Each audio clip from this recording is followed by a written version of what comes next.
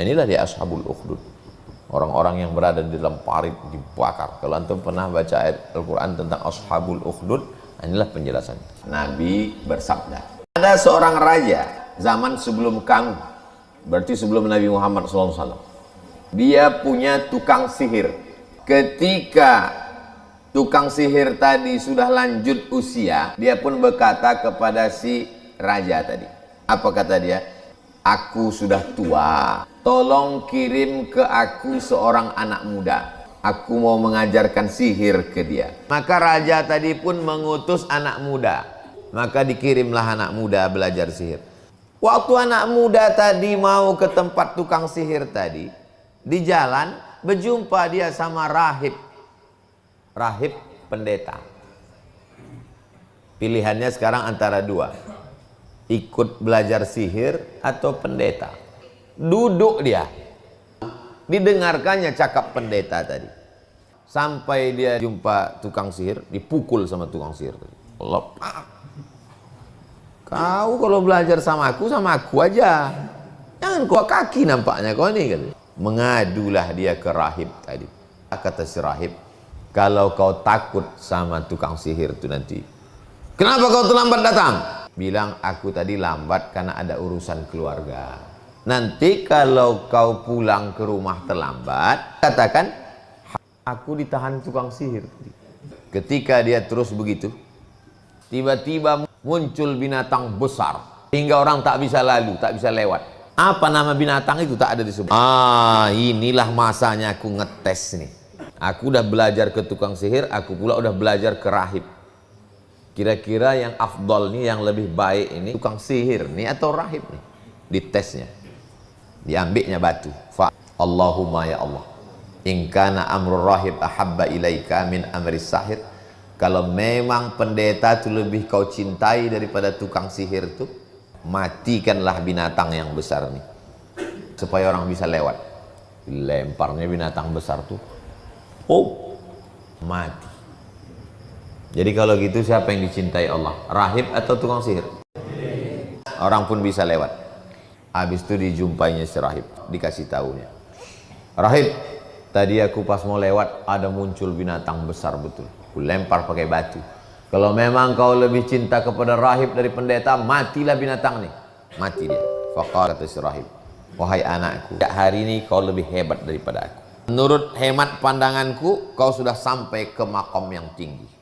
Makom itu artinya level. Kalau sudah tinggi level kau, maka kau akan diuji Allah. Nanti kalau kau diuji Allah, jangan kau tunjukkan tempat aku. Anak muda itu bisa menyembuhkan penyakit kusta. Kusta itu ada yang bisa ngobatinya? Dia bisa. Wal abros, maaf, beribu maaf, putih di celah-celahnya. Bisa mengobat orang, semua penyakit bisa diobatinya. Maka asisten penasehat raja ini buta. Dia dengar berita bahwa ada anak muda bisa menyembuhkan kusta, supak, bolang. Anak muda, ini ku kasih kau hadiah. Kalau kau bisa menyehatkan aku, menghilangkan penyakit buta aku ini, ku kasih kau hadiah lebih banyak lagi dari ini. Kata anak muda ini, aku tak bisa menyembuhkan orang. Yang mengobat ini orang Allah. Kau bisa sehat, syaratnya satu, percaya kau sama Allah. Percaya kau sama Allah? Percaya. Kalau kau percaya sama Allah, aku berdoa kepada Allah, fasyafa'aka, nanti kau sehat. Lalu penasehat raja tadi pun mengatakan, asyhadu an la ilaha illallah. Didoakan anak muda tuh, ya Allah sehatkan dia. Fasyafa'ullah, sehat. Lalu penasehat raja tadi datang menjumpai raja. Siapa ngobati biji mata kau ini kok bisa sehat balik? Kok bisa menengok kau sekarang? Yang membuat aku bisa menengok ini adalah Allah. Apa kata raja tadi? Apakah Tuhan selain aku? Kata si asisten penasihat raja, Tuhan aku dan Tuhan kau satu, Allah. Ditangkap, siksa dia, azab dia. Dari mana kau dapat ilmu ada Tuhan selain aku? Tunjukkan. Tunjukkanlah. Dari mana kau dapat? Yang dari anak muda yang menyembuhkan mata aku ini. Bawa dia. Anak muda, sihir kau ini memang luar biasa. Bisa pula asistenku yang stafku buta ini sehat. Bisa menyembuhkan orang kena penyakit kusta, kena baros, kena supak. Buat ini, kau buat ini, kau buat ini. Kata anak muda ini, aku tak ada menyehatkan orang. Yang menyembuhkan itu Allah. Panggilnya semua pengawal-pengawal, siksa anak muda ini. Sampai akhirnya dia menunjukkan posisi si aku. Sini ku ajari kau. Diajarinya pula raja itu. Kalau kau mau cara membunuh aku, ni ku ajarkan sama kau. Kata raja tu, mahua. Tengoklah bodohnya raja ini. Bertanya pula dia, gimana caranya? Padahal dia ngaku Tuhan tadi kan. Kata anak muda tu, kumpulkan orang banyak di tanah lapang. Lalu ikat aku di batang kurma, letakkan di tanah lapang. Ambil anak panah dari anak panahku, yang punya aku, jangan punya orang lain. Kan anak panah itu pas di tengah busur. Kemudian katakan, Bismillahirrabbilghulam, dengan nama Allah Rabb, Tuhan anak muda ini. Habis itu lepaskanlah anak panah. Kau lakukan itu, insya Allah aku mati. Kumpulkannya orang banyak, satu tanah lapang. Lalu kemudian diikatnya lah anak muda ini di batang kurma. Ambilnya anak panah anak muda itu, semua akannya di tengah busur. Raja itu pun berkata, Bismillahirrabbilghulam.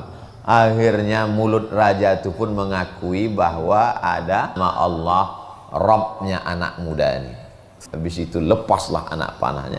Anak panah itu tepat mengenai sudri.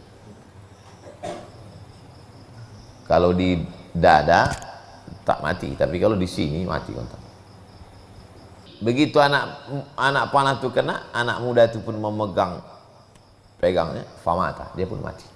Apa kata orang yang ramai di tengah lapang itu? Apa? Kami beriman ke Tuhan anak muda nih. Apa kata dia? Gali tanah, kata dia. Gali dengan besi-besi, lalu kemudian nyalakan api di dalam. Lalu apa kata raja? Siapa yang tidak mau murtad, masukkan dia ke dalam. Habis semua dia bakar. Siapa yang tak mau murtad, bakar. Sampai datang seorang perempuan. Perempuan ini membawa anak kecil. Perempuan ini takut jatuh ke dalam parit tadi. Ketakutan dia. Apa kata anak kecil itu? Sabarlah, karena sesungguhnya engkau berada dalam kebenaran. Hadis ini ada dalam Sahih Muslim.